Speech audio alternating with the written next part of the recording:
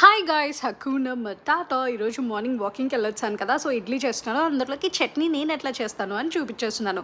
First పచ్చిమిరపకాయలు, పల్లీలు, tamarind ఆయిల్లో మంచిగా వేపేసుకొని మిక్సీ జార్లోకి తీసేసుకున్న. ఎండుమిరపకాయలను కూడా అటు ఇటు ఆ నూనెలోనే సాటే చేసి వేసేసుకున్నాను.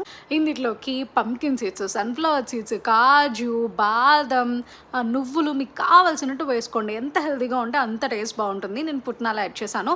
బాదం నేను ఈ మధ్య తినడం మానేసా కాబట్టి బాదం వేయలేదు. ఇక కొంచెం సాల్ట్, ఒక్క వెల్లుల్లిపాయ రెబ్బ, అట్లాగే జీలకర్ర కూడా వేసేసి మంచిగా మిక్సీ పట్టేసుకుంది. ఒక్క వెల్లుల్లిపాయ రబ్బ ఎందుకు వేసానంటే అది మిక్స్ అయితే ఘాటు వచ్చింది. మనం ఎట్లాగూ తాలింపులో వేస్తాం కాబట్టి ఒక్కటైతే సరిపోతుంది అని నా ఫీలింగ్. ఇక తాలింపు ఎందుకు వేస్తున్నానంటే మా డాడీకి తాలింపు వేస్తే ఇష్టం. మా డాడీది నాకు వచ్చినట్టుంది. చాలామంది తాలింపు లేకుండా కూడా తినేస్తారు, వెళ్ళని కూడా, ఎందుకంటే ఎవరిని ఇబ్బంది పెట్టకుండా ఎట్లా చేస్తే అట్లా తింటారు. బట్ నాకు మాత్రం తాలింపు ఉండాల్సిందే. ఆ నూనె, ఆ ఎండుమిరపకాయ టేస్ట్ తగిలితే కానీ నాకు నచ్చదనమాట. ఇడ్లీలు మల్లె పువ్వుల్లాగా రావాలి అని చెప్పేసి మినపగుళ్ళు వాడకండి. అది అసలు హెల్దీ కాదు, డైజెస్ట్ అవ్వదు. ఎందుకంటే పాలిష్ చేస్తారు కాబట్టి పైన ఫైబర్ అంతా పోతుంది. పొట్టు మినపప్పుకి మారండి.